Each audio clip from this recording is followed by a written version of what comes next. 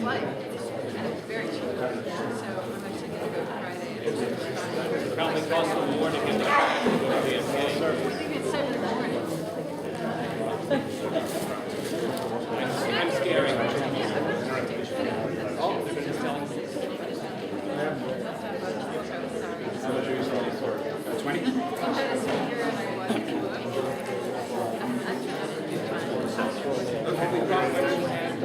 Yeah, sure. And we ready? Okay. I don't like it.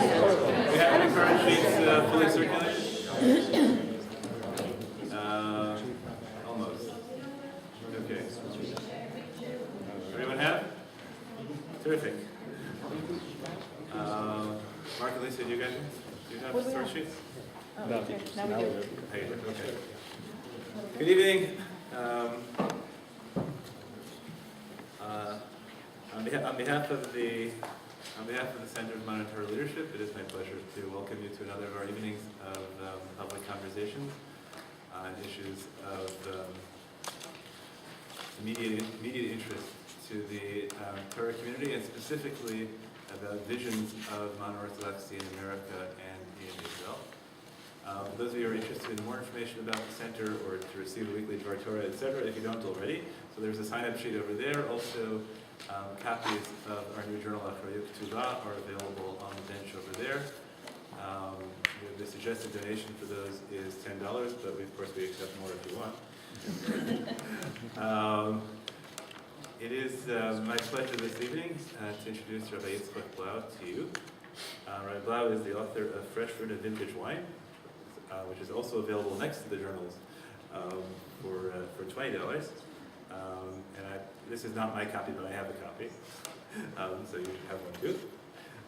Rabbi Blau is also a prolific author in a wide variety of forums, including the Torah Modern Journal and Tradition, where he also serves on the editorial board. He teaches currently at the Dresher Lindenbaum, Aryeh Yeshiva, and Web Yeshiva. None of which would probably be enough for me to bring him in to speak to you tonight. The reason I'm bringing Rabbi Blau in to speak to you tonight is because the vision that the center sets forth of a passionate commitment to, uncompromising commitment to halacha, and to an intellectually honest interpretation of Torah, combined with a deep appreciation of the Tzelem Elokim in every human being. To the extent that that vision emerges out of my own sense of Torah, it owes a great deal to Rabbi Yitzchak Blau, because in many ways my hashkafa was shaped in many conversations that were had on the third floor landing on the way up to his family's apartment, on the way home from school. So many of the things I teach owe a great deal to him. Some of them have transcended significance. Some of them are of minor significance, such as the importance of having a beautiful jump shot, not just one that goes in.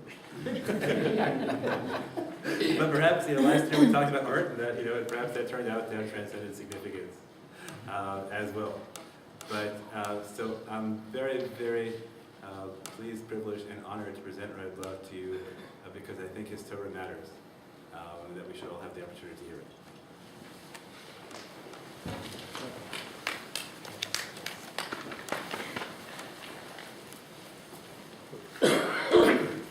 Just want to start by thanking and acknowledging a few people. First of all, thank you to Rabbi Klapper, both for inviting me and for his warm words of introduction.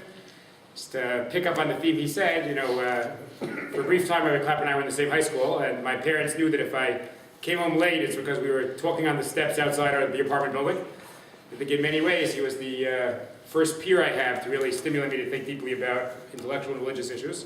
So thank you for that very much. I thank you also to the senders for their warm encouragement. I just want to mention two groups of people in the crowd. It's nice that I have a student here who came from New Rochelle, so thank you for the Schwartzes. They didn't come just here to talk, they happened to be here.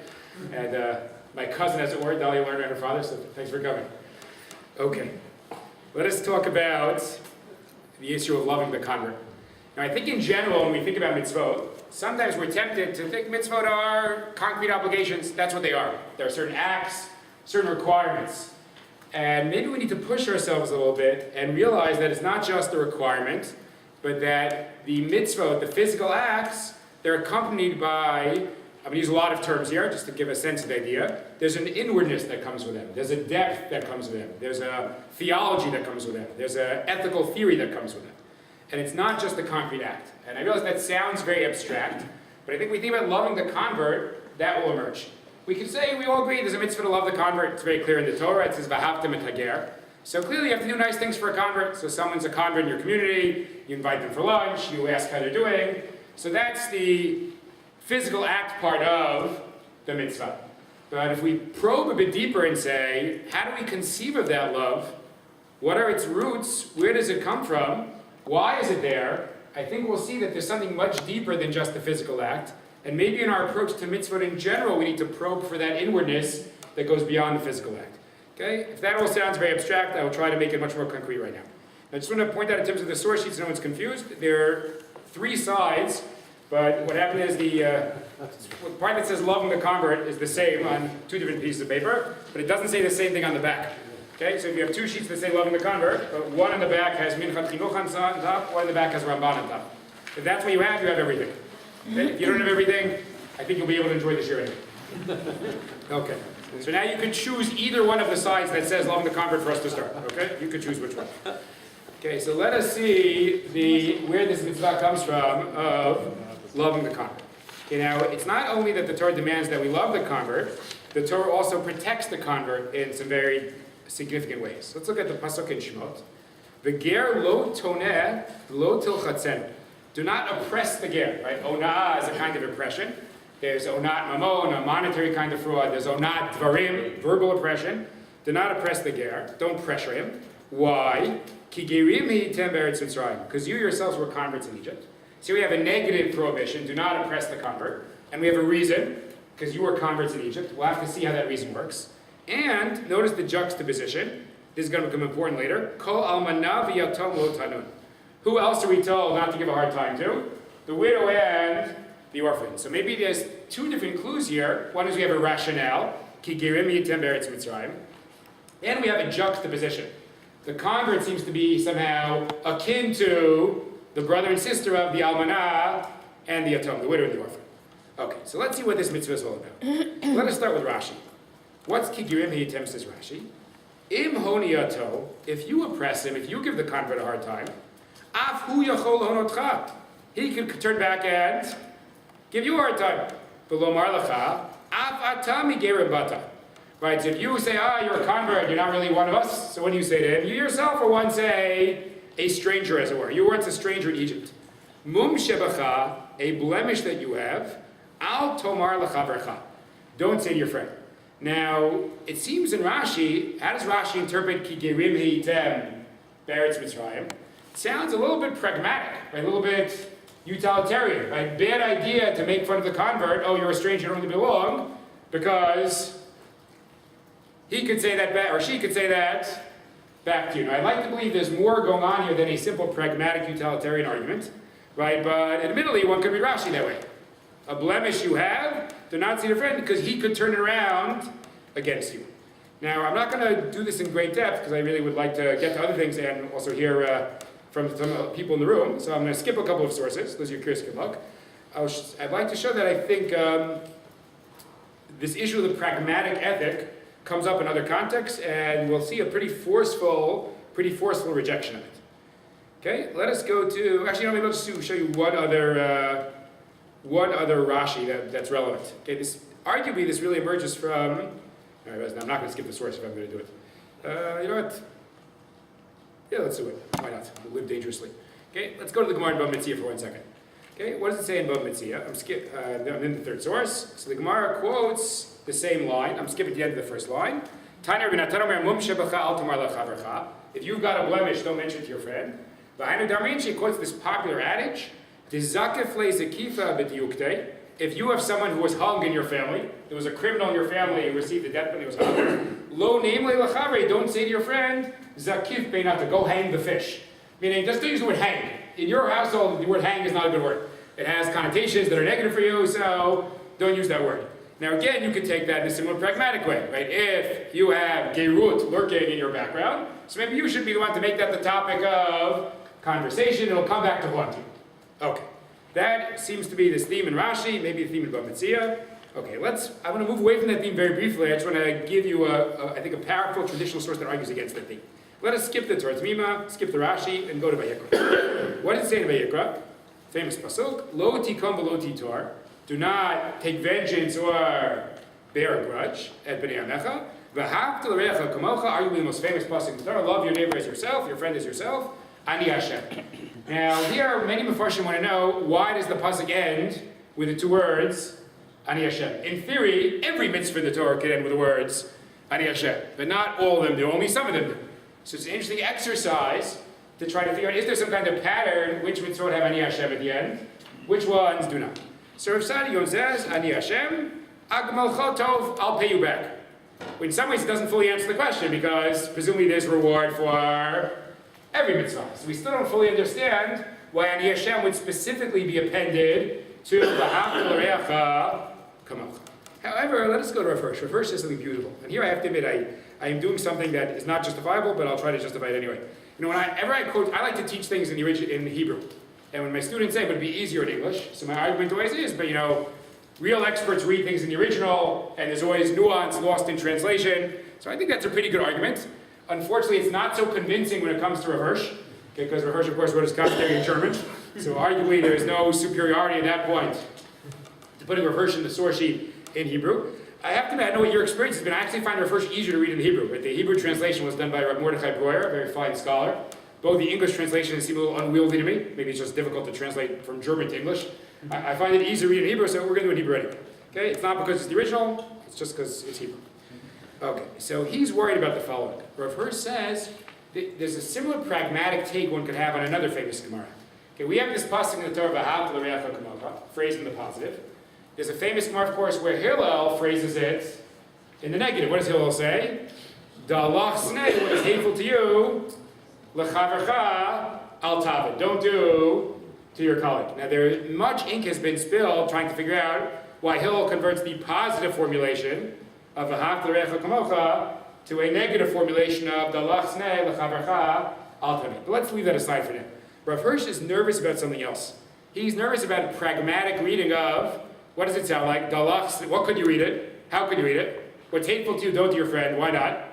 Because he's likely to do it back to you. Look at Rav Hirsch. Very, very powerful piece here. Ulam hamoser kach and mamero should be shell. I obviously typed this in. That dollar, I hope the dollar and chin are next to each other on the keyboard, but that should be shell. And mamero shel Hillel, if you give over that pragmatic reading of Hillel, al taseh la'achirim davar she'eincha rotzeh she'asu lacha, right? So fo shiafech et divrei Hillel mamar shel chachmat chayim. What are you going to do with Hillel? You'll transform it into this pragmatic approach to life. Namely, you don't want others to do bad to you. Why? Violence begets violence, etc. Says Rav Hirsch at the end, I'm going to do a little bit outside. If you do that, what you're saying does not have erech musari kolshu. It does not have any ethical value. Ela pikchut haror tanolad. It is really just some kind of utilitarian looking towards the future, what will benefit yourself. And it's really a selfishness that you're really looking at for your own welfare. Meaning, we can't reduce all of ethics to, well, it's good to be nice to people because then they're nice to you. There's got to be some ethical demand beyond, well, what will I get as a result of the story? Now, our first is something clever. Let's go back to the pasuk. V'havta l'reacha kamocha. What's our first one to claim? If the pasuk stops there, you might be able to read it as, why should you love your neighbor as yourself? Because it pays at the end of the day. It says reverse, what's Ani Hashem? No, this demand comes from a certain conception of a divine call. That's Ani Hashem. Now, according to the verse, we have a reason why it's specifically this pasuk that has Ani Hashem. V'havta l'reacha kamocha could have been read in a pragmatic, utilitarian way. Ani Hashem comes and says, don't read it that way. Be ethical because it's a value, because God then calls for it, not because you'll benefit as a result. Now, this is not my main topic, but I just wanted to give some weight to the critique of the utilitarian reading of Rashi. Okay, again, one possibility so far. Why do you love the convert? Well, you have skeletons in your closet. You come once a stranger, it'll come back to haunt you. The person could turn around and say, you also don't belong. right? Says Rav Hirsch, that's not our conception of ethics. Ethics are not about, ultimately, what will pay for you at the end of the day. Okay, so let's look at this, explore a bit deeper, a bit more deeply. Could there be another aspect to what Avad HaGer is all about? And what does the pasuk mean when it says, Ki gerim heitem be'eretz Mitzrayim? So if we go to the Ibn Ezra, on the bottom of the page, there's another issue which I didn't raise so far, which might even be a tension between Pshat and Drash. When we see the word ger, of course, the word ger has multiple meanings in our tradition. There's what we call a ger tzedek, and what we call a ger toshav. A ger tzedek is someone who fully converts to Judaism, becomes a full-fledged Jew. That's what we call a ger tzedek. A ger toshav is a non-Jew who adopts the Noachide laws. They're called a ger toshav because there's no tension with having them reside in the land of Israel, right? Ger toshav from the word yishuv. So, it's very interesting in general when all these psukim about loving the ger and not oppressing the ger, which kind of convert are we talking about? A ger tzedek or a ger toshav? So halakhically, we tend to say it's a ger tzedek we're talking about. However, let's look at the Ibn Ezra for 1 second. V'tam v'ger lo toneh, who ger toshav? Which ger should we not oppress, says the Ibn Ezra? Not necessarily the full-fledged convert, even just the Gentile who keeps a moral religious code, even the Noachide. Why? Ki ein lo ikar mimishpacha. He doesn't have family support. V'kol echad min ezrachim yachol lehonoto b'hono gam b'dirato gam l'videi lachatz adei edut. What does he want to claim? Meaning, this is a person who needs protection. Right? A ger toshav is a person who needs protection. They are not a full. Imagine you are a ger toshav living in Tveria. So you're not a full-fledged Jew. You feel like you're not part of the community so much. You're not part of the dominant majority culture. So you could be taken advantage of. So we need to help you out. Therefore, there's this explicit prohibition, v'ger lo toneh.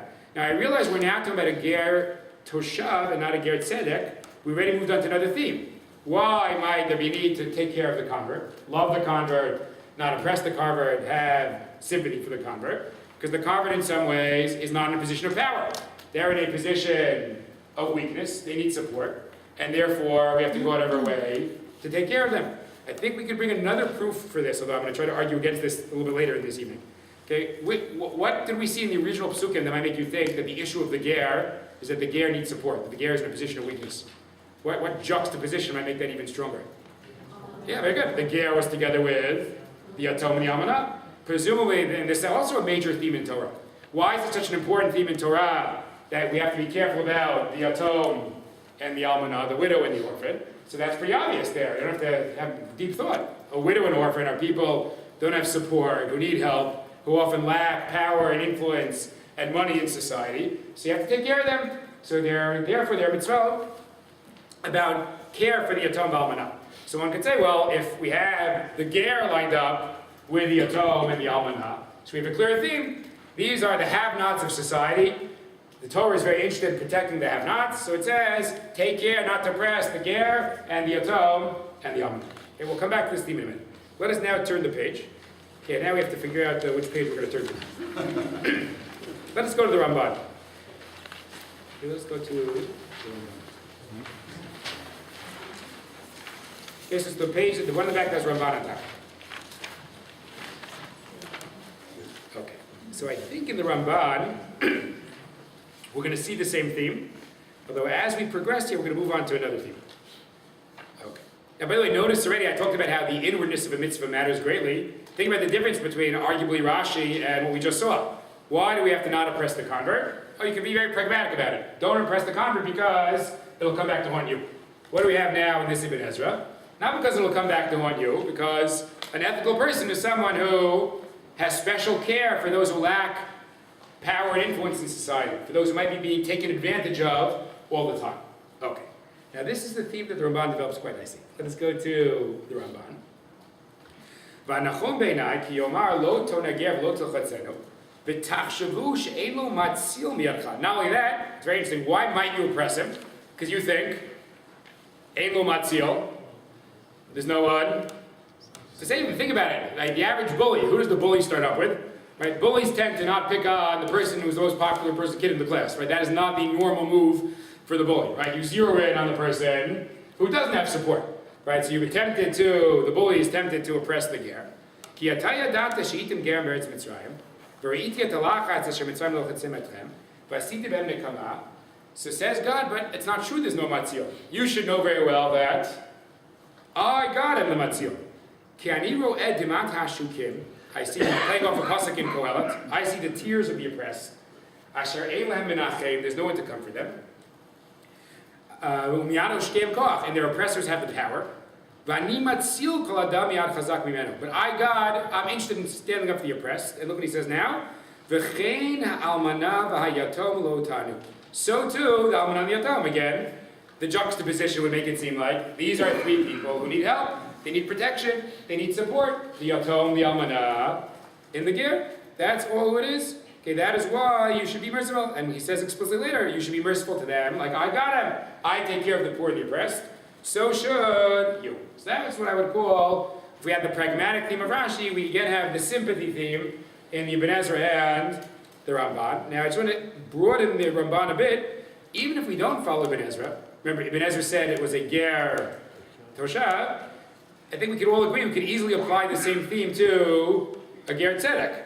It's true a ger tzedek is a full-fledged Jew, so maybe the ger tzedek will feel a bit more part of things, not a bit more part of things than the ger toshav. But I think we all know those who come from the outside and join often feel like they've never fully integrated. I think even to use a parallel, it's obviously much more profound with a ger. I think we all probably know wonderful Bali Tshuva. Maybe some of us in the room are wonderful Bali Tshuva. Right? Sometimes even about Tshuva, after many years, it often feels like somehow they missed something, like because they weren't in that from elementary school in 3rd grade, they didn't go to the right camp, so they're not really part of things. Like you can't. It's not as easy to somehow join socially later in the game. So if that's true for Baal Tshuva psychologically, all the more so for a convert, someone who has a very powerful shift in identity, leaves behind family and friends and a societal network, and joins something else. They didn't go to, I know which references to make here in Sharon, I'll just throw an example, right? They feel like they didn't go to the right, they didn't go to, I'll use my Boston reference, why not? They didn't go to Maimonides, and they didn't go to Camp Yavne.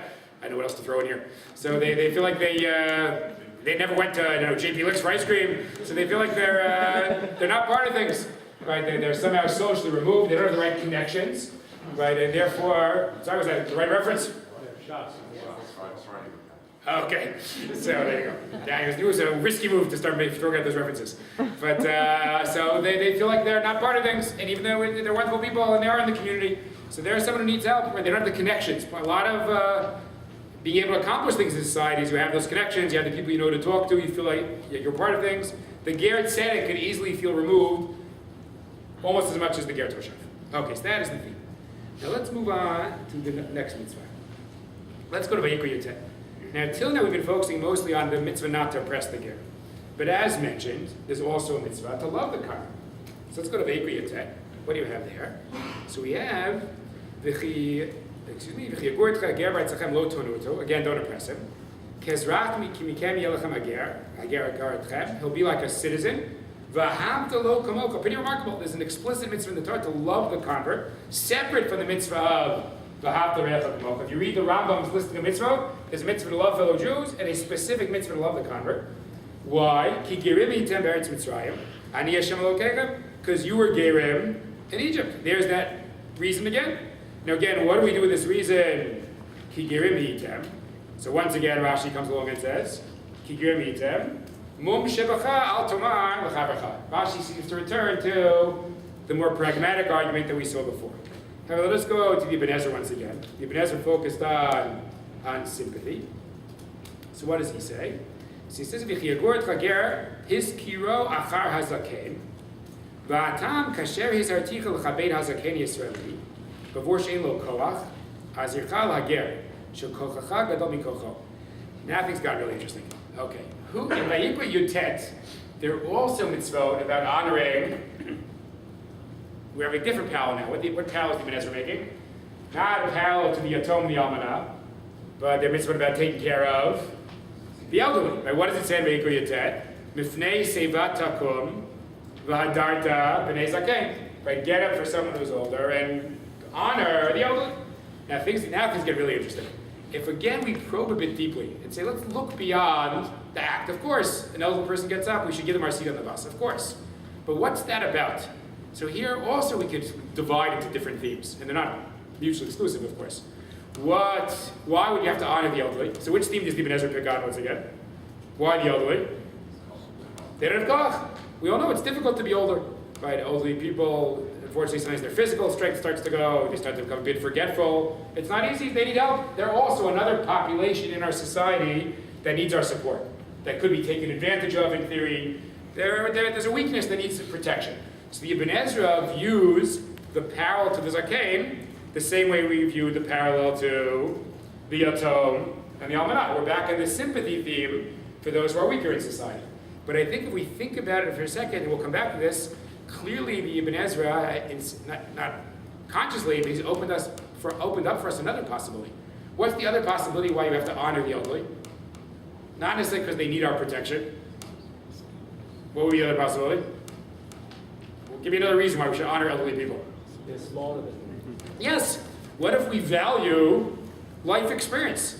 What if we assume that, having lived for 78 years, they've accumulated some kind of wisdom that could be helpful to us? And this is totally it's not just like some pious utterance, it's totally a truth. I'll give you an example. This year, I've been fortunate to do some adult, there's a whole, you probably know these people. There's a whole group of retired Anglos in Yerushalayim that just go to Shiurim all day. That's what they do with their time, because nothing's good. Right, they hang out in Matan and the youth center and Pardes. Where else do they go? And Lander College, right? And they just attend Shiurim all day. So in a couple of venues this year, I've taught them. And I find it quite fascinating because in Lander College, I was teaching, women in their 50s and 60s and the like. So very often they had less educational opportunities than, let's say, the female students who are 18 years old today, right? Women's education has progressed and there are more opportunities now. So sometimes they don't know as much in terms of sheer Torah knowledge. But I often find in learning with them that somehow the life experience plays a role. There's some insight into the world you can get to, which just because you've experienced things in your life, right? There is a value to life experience. It's, I guess as I get older, I get more convinced of it for various reasons, both good and bad. But so now that would be a totally different theme for respecting the elder. Hadarta Zakein, not because they're in trouble, they're going to be taken advantage of, they're weak, they're forgetful, they need our help. But because we have reverence for the Zakein. You've seen a lot in life. You can connect me to years of experience. You have an insight, and that's something worthy of respect. But now, notice we've jumped to a third theme. We talked about the pragmatic theme. Then we had the sympathy theme. Now we've got the admiration theme. Right? Maybe we admire the Zakein. Now, obviously, maybe we also admire the ger. Maybe the ger is not just someone who needs our sympathy. The ger can be taken advantage of. They lack power and influence and connections. Maybe the ger is someone who's done something heroic that we respect. Now, at that point, I think you can see how when I talk about the depth and inwardness of a mitzvah, it's not, in some ways, it's not even the same mitzvah anymore. Is loving a ger pragmatic? Is it about sympathy for the weak?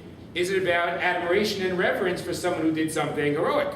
The same act now takes on a different coloration based on which of the approaches we adopt. Okay, we're going to come back to this a little bit later, and I want to point out some of the implications of this issue. I think it's an important point that I'd push to deepen our understanding of the mitzvah a little bit and see what impact that has. Okay, for example, in the interest of time, I'm not going to do both pieces of the chinuch, but let's look at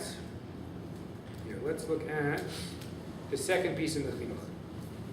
Okay, he doesn't mention the chinuch also mentions the sympathy theme, but if we could just skip down to the second piece in the chinuch, the line that begins with ma'od. It's line number 7th line. Okay, so it's the last piece on the page.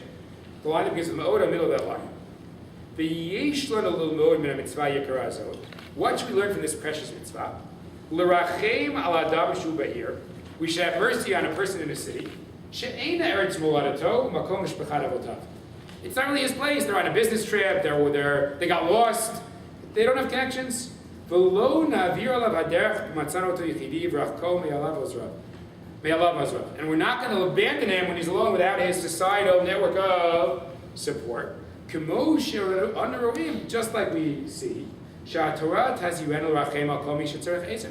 So notice what happens here. When we probe and get to the depth of the mitzvah, we get a value that we can then apply to other circumstances also. So we're going to expand, if we're going to get certain ideals from mitzvah and expand upon it, we need to understand what the mitzvah is all about. Says the chinuch, I think the mitzvah is sympathy, but if you really think sympathy is the mitzvah, what does that mean? Apply that value elsewhere, i.e., it's not just the ger. There could be a full-fledged Jew, for whatever reason, is a have-not in society or lacks support. So this mitzvah, not in a concrete halachic way, but in an ethical and philosophical way, would demand that you also have sympathy on such a fellow. So again, if we're going to extrapolate ideals and values from mitzvah, we're going to need to do this kind of probing a little bit. Okay, let us go and explore the last theme. We can go to the other page 2, right? Page 2b, as it were, the one that has Minchas Chinuch on top. Okay, and we'll get to a theory in Rambam that is beautifully developed by our Footner, and then I'll turn to the crowd for a second. See what you have to say. Let's go to the Rambam and we'll skip the Minchas Chinuch also. How does the Rambam describe the mitzvah of loving the convert? Let's see, as it were, which team is he on? Is it pragmatic? Is it sympathy? Or is it admiration? Here's the Rambam.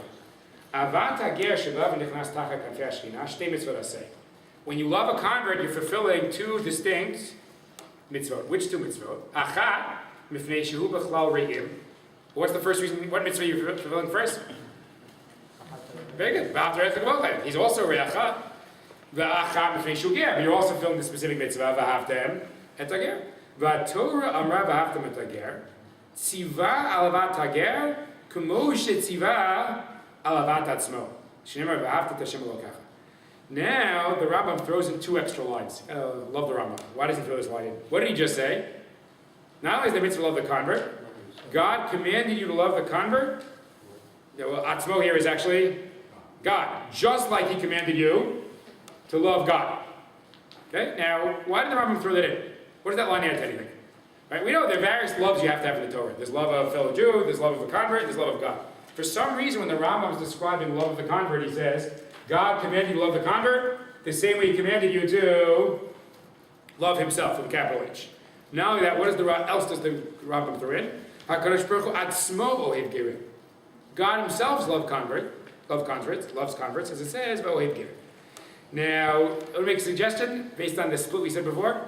Okay, maybe we'll be machaving to our Footner here. Okay, what would the Rambam be trying to tell me by saying you should love the convert just like God commanded you to love Himself? So there was a very important Rav, Rabbi Yitzchak Blau. I'm going to attempt to do a little tangent on him. I don't have so much time, but just very briefly, it was just a fascinating figure that I think our community should study his thought more.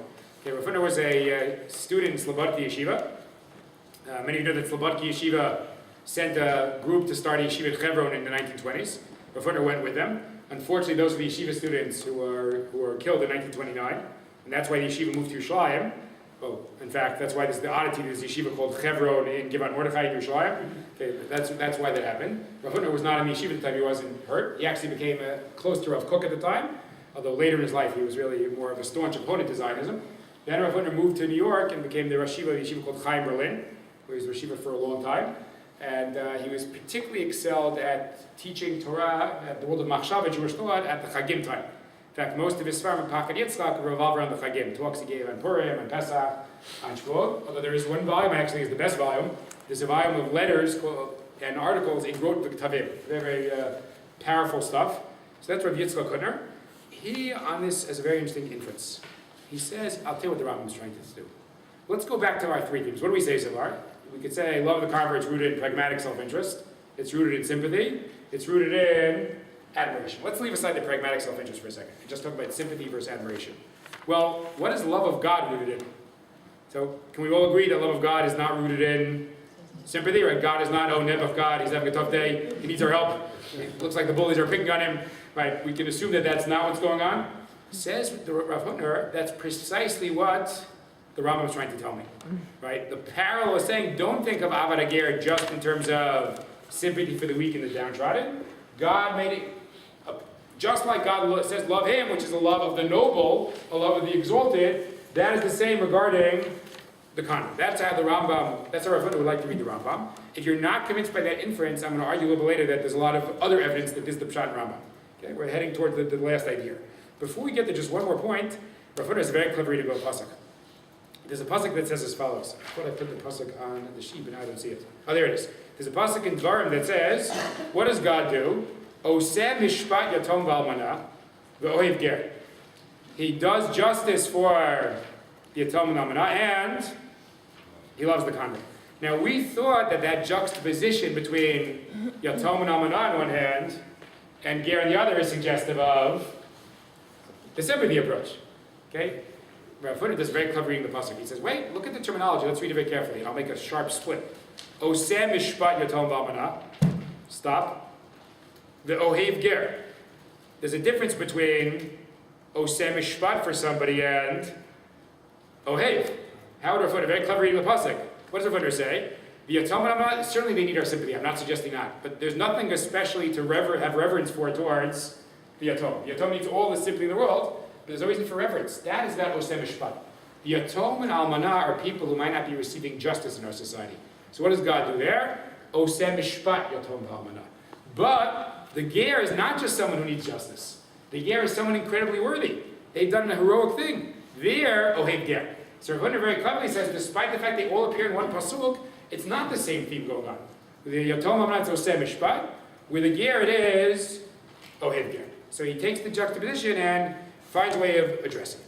Okay, now I'm going to jump to the last source, because again, I want to give people time to comment. Really, if you're curious about more proofs for this, I think the Rambam in his Sefer Mitzvot, the source I'm skipping, also makes it clear it's about admiration and not about sympathy. But the best proof really is a very, very beautiful letter. Okay, this is it was worth it to come to share it tonight, just if you didn't know about this letter, to find out about this letter. By the way, just one thing about Rambam in general. Okay, we often think of the Rambam as kind of this cold intellectual. And I freely admit, sometimes when you read the Modern Orthodoxy or the Mishnah Torah, you do get that sense.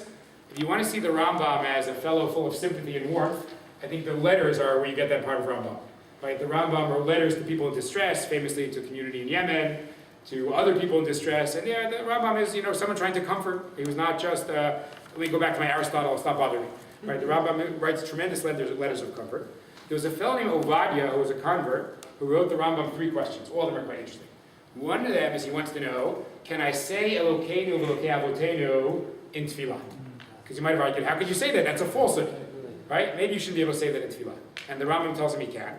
He says, because you might not be biological descendant of Avraham, but you are an ideological descendant of Avraham. So you could say Elokeinu v'Elokei Avotenu. Then the fellow asks a question about free will, which I'll leave aside now. Then the fellow asks a third question. And the third question is not about conversion. We'll get back to converts in a second. The third question was that I had a fight with my rabbi. I said that Islam is not avodah zarah, is not idolatry. My rabbi said it is. And he called me a fool. He called me a ksil. That's what this fellow Vadia writes to Rambam. So Rambam says, had he been right and you've been wrong, he should not have called you a ksil. Right? All the more so when actually you're right. Right? There's nothing specifically idolatrous about Islam. It's a monotheistic religion. And therefore you were correct. But then the Rambam waxes eloquent about this fellow. So look at the last paragraph. Look at the last paragraph. V'zeh shekara lecha ksil, that your teacher called you a fool, tema gedolo. I really wonder about this. Now look how he describes it. This is very beautiful. Adam sheiniach aviv imo meladato u'malchut amo. You're a man who abandoned your family and your birthplace and your kingdom. V'yadam hanituya. Interesting, and your outstretched arm. This is also a fascinating point. Now, when someone converted, think about it. If you converted to Judaism in the Middle Ages, I'll use the term, you're converting to the losing team. Right? You're converting from the religion of power in society to the religion that's more oppressed and downtrodden society. That's a pretty noble thing to do. Right? So you're doing something that's difficult in any era, all the more so when you're leaving Yadam hanituya. Ve'evin be'en libo, and you understood with your discerning heart, uba v'nidbak b'umazu, and you're joining this nation, shehi hayom mit'av gai aven mushlim, which is being downtrodden, playing up Psukim Yeshayahu. Why do you do this? V'yodea shedata da emet v'tzedek, because you're searching for an ideal and you think this is the truth. How could you not respect that? Somebody who gives up a lot for an ideal in the pursuit of the truth, you have to respect that. How could your teacher call you a fool? Let's keep reading now. V'radaf achrei Hashem, you pursued after God. V'avar b'derech hakodesh v'nichnas tachat kanfei hashchina v'netabeg ba'afar raglei Moshe Rabbeinu shel kol hanviim v'chafetz mitzvotav mi shezu malato. Someone who's on that level, ksil yikra, you're going to call such a person a fool? Now the Rambam doesn't plan words. Chalil lacha, God forbid, lo ksil kara Hashem shimcha ela maskil. Right? You are not a ksil, you are a maskil, you're not a fool, you're actually quite an intelligent and discerning fellow. Now, which theme is running through this whole passage? Right? This is not about sympathy for the ger.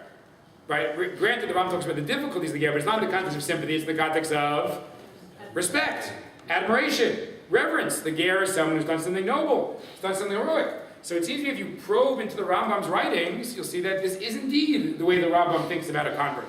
This is indeed a major theme for Rambam. It makes Rav Hutner's inference from the Mishnah Torah much more convincing.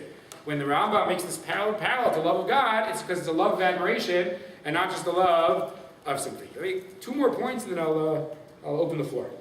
Okay? If we go back, a lot of parents do, myself included, you might not like this, but I'm going to tell it anyway. Okay, the Rambam says in the previous paragraph, he says something remarkable.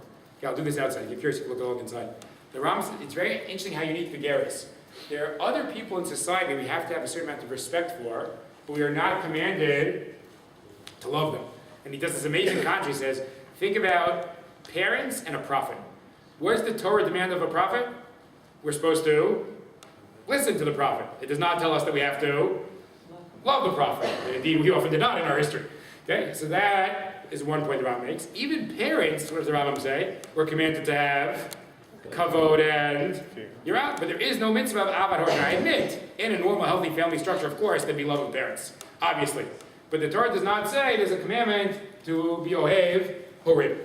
But for the ger, there is such a thing. So the Rambam is highlighting how much the Torah values the ger. Right? The Torah values the ger in a way, in a very profound way. Even parallel people, you'd think somehow there'd be a mitzvah of avatu, there isn't, and yet there's a unique mitzvah about the ger. I think all this points to the admiration theme and not just the sympathy. Okay, here's my closing point.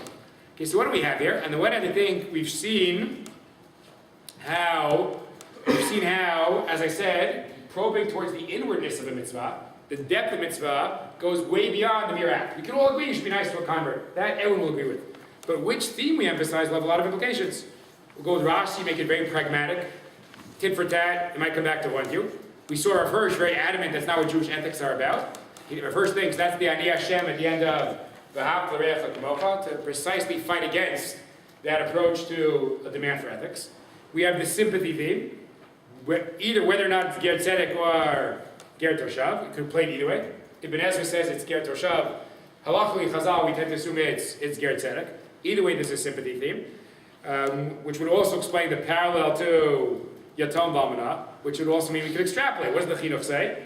Well, if this mitzvah means you be sympathetic to the ger, also be sympathetic to anybody who's lost, who doesn't have support, or the like. Finally, we have the grand admiration theme that we saw in Rav Hutner's Diak and the Rambam. We saw that manifest also when the Rambam was writing about Ovad to the ger. How could your Rebbe call you a ksiel? You're actually a maskil. Here also, the 2 juxtapositions are quite interesting in terms of the proofs. We have the juxtaposition to the zakein. What does the Ibn Ezra say? Oh, the zakein is somebody who also needs help, who's also weak. So Vadar T'Pnei Zakein equals Avat HaGer. What else could we say, as we pointed out? No, maybe we have respect for the zakein. Maybe we admire the zakein for the life experience.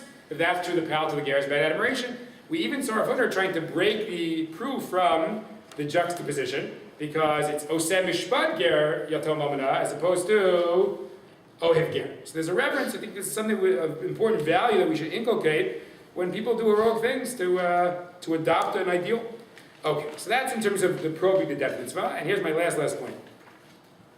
I think there's another model which is quite interesting, which is who in general, we all have ethical responsibilities in this world, but we have limited time and resources. So we're going to have to figure out where are we going to express our sympathy, or who are we going to give our money to, or the like. So if you think about it, I would suggest that this whole shiur really is a model for the different criteria. Meaning, let's say I have a limited amount of money I'm going to give to somebody this year. What possible criteria could I use? It seems to me there are 3 criteria. I'm going to bring them all in right now. One's going to be a new criteria. One, let's go back to the sympathy theme. What's one criteria? I should give my money to those in greatest need. That'd be one possibility. So need is one source of ethical obligation. Okay, what is another possible criteria? Not who needs it the most, but who is the most deserving person, right? That would be the respect and admiration theme. Right, so I could use my time and resource and money based on need. I could do it based on desert. Okay, I'd like to bring in one last theme. There's another way I decide sometimes. There's a concept in halacha of Aniye Ircha Kodmin. The poor of your city come first. Now, of course, that does not mean that it's usher to give charity to people outside your city. Of course not. Right? But that there's a certain preference system, right, that maybe a person's essential resources should be directed towards those they have a connection to. Right? And that can work on a number of levels. It could be a geographic connection, a family connection, right? Or maybe, I don't know, certainly it's good to give to non-Jewish causes. Maybe you should feel primary responsibility to the Jewish community. So there's a sense of various circles of responsibility. And that would be, if you think about it, that would be a third criteria for where to give my money to. Right? Again, I could do it to the most needy, the most deserving, or those that I have a special connection towards. It seems to me those are the basic possible criteria for ethical obligation. So I'd like to suggest at the end that maybe the ger should be part of all of the above. I.e., the ger is someone who deserves our sympathy. It's often difficult to be a ger. The ger is certainly someone who deserves our admiration, something very noble they've done, as the Rambam portrayed. Finally, we should not view the ger as not being one of us. Right? The ger is one of us. As the Rambam said, the ger can say in Tefillah, Elokeinu, Elokei Avotenu. So even beyond the twin calls of need and desert, even if we just think in terms of those that are part of our inner circle, as it were, right? The ger is someone who we should think of as part of our circle. So we can emphasize one theme or the other, but it seems to me all these three themes are what ethical obligations are all about, and all these three themes should indeed force us to feel responsible and love and sympathy for the convent. All right, I guess I will open the floor now. Rabbi Klapper. I'll take moderator's privilege, whatever. So I guess the question I want to try and push is that these are themes that relate to an abstract category of Gerim.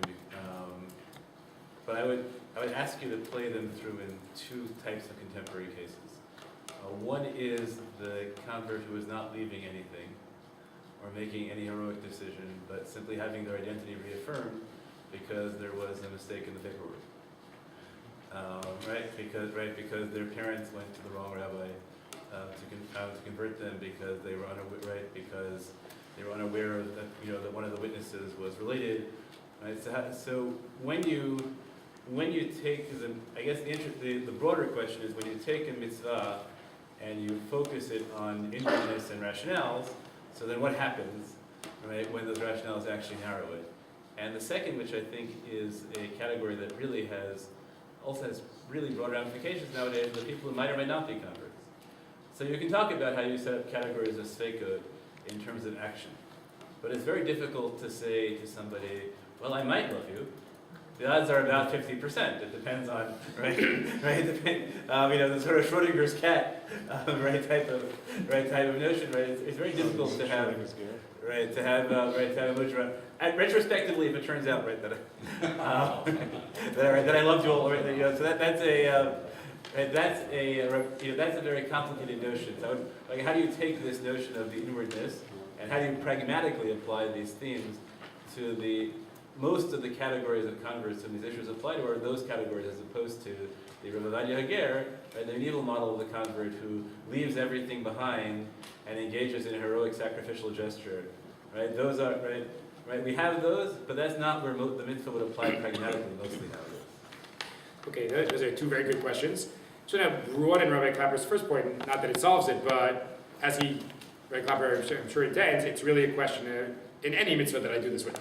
Right? It wouldn't be a question limited to Avad Hager, meaning what I call depth or inwardness or rationale is a good word, right? So then that you have to address the cases that don't meet that. So you're right, in a certain sense, the only way to avoid that problem is to say we're not going to talk about depth and inwardness and rationales. We're only going to talk about the category of mitzvah, and then by definition it'll cover every single case.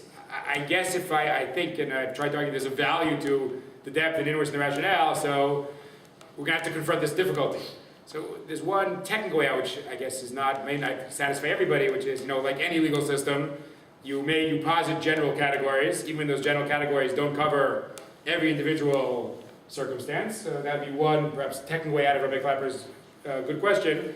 So it's true, there might be an individual convert where the admiration theme does not kick in, or where even the admiration theme and the sympathy theme don't kick in. But there's this broad category out of here, so the person, as it were, lucks out. Right? They entered this theme, even though it's not really true that there was this heroic act. Although even there, like I wonder if you couldn't do it on some level. Like let's say someone thought he was Jewish or she was Jewish the whole life and they discovered they're not at the age of 18.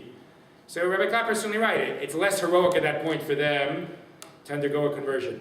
But couldn't you argue that on some level there's still some kind of choice of affirmation that the Jew from birth doesn't have, and that we can have respect for that? It's true, it lacks some of the grand heroism. But Something that might be, if you're just a character, it might be more heroic the other way.